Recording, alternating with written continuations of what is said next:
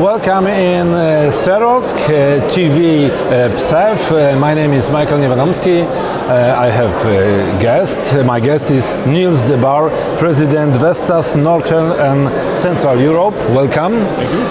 Today is very rainy, but I think Poland is a great place for opportunity for renewables energy. Do you know? Yes, absolutely. Yeah. No, of course, now it's rainy, no sun, but I guess for PV, but definitely for wind, yes. With nice wind resources, Poland is a great country for renewables, yes. What role do you see for Poland in energy transition? I think Poland can play an important role. A strong local developed renewable energy sector, a lot of wind already deployed. There is a competitive and mature industry built around renewables. And there is a high-skilled labor force readily available in Poland. And if you add those together, for sure, Poland can develop rapidly in the country on a renewable perspective, but also, and that will be very interesting, as a hub for the region, even Europe, and to supply projects onshore and offshore throughout Europe from Poland. I think there's a huge potential there. Yes. What potential do you see for both onshore and offshore energy in Poland?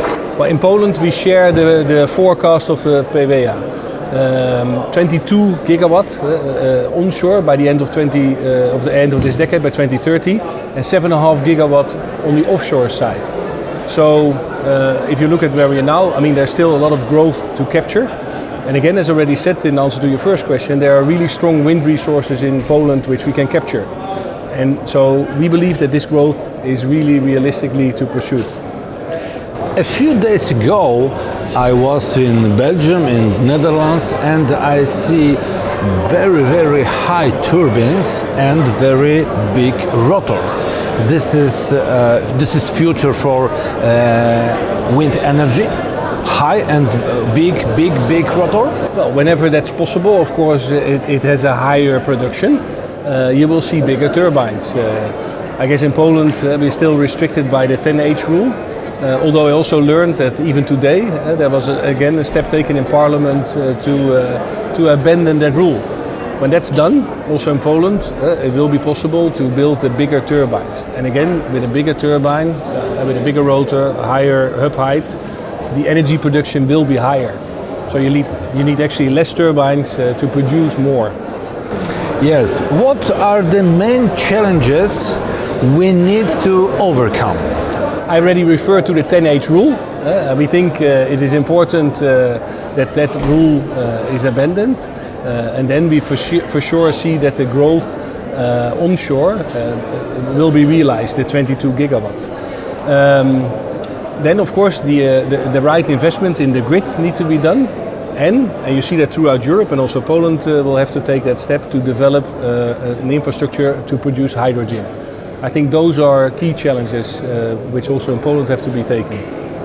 What are Vestas' ambition in Poland? Yeah, we already have a very strong position in Poland. We are the market leader on the onshore side. We have installed already 3.8 gigawatt of wind power in Poland. And yeah, we want to capture also, of course, the growth. On the offshore side, we want to be one of the main suppliers to the 5.9 gigawatt, which is now being, let's say, auctioned. And then also step by step grow into the leadership position. So that's what we want to do on the market in Poland. But our ambition is also, we already have 600 employees in Poland, 600, and a few thousand in our supply chain. We also have the ambition, if the conditions develop as they do today, to expand our production facilities, our manufacturing facilities in Poland. And as I said, we believe with the right developments, Poland can be a real strong hub for supplying onshore and offshore throughout Europe. And there we also have an ambition to take the lead there. Okay, last but not least, what do you think about future of wind energy in Europe? I think it's a very, very big challenge, for example, REPowerEU. What do you think? I mean, what we recently see, of course, now with the war in Ukraine, is that next to the climate objectives for a lot of countries in Europe, which already gave some really, I would say, ambitious targets to deploy renewable energy and wind power, we now also see the need for energy independence. I mean, it happened in Poland, also in my own country, the Netherlands, where Russia has cut off the gas supply. So it's very clear that now we have to take steps to become independent, for instance, from Russian oil and gas. Energy independence is a further boost for wind energy throughout Europe.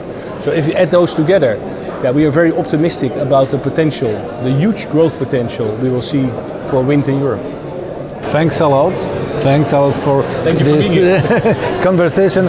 Our guest was Niels de Baar, President of Vestas Northern and Central Europe. Thanks a lot. Thank you.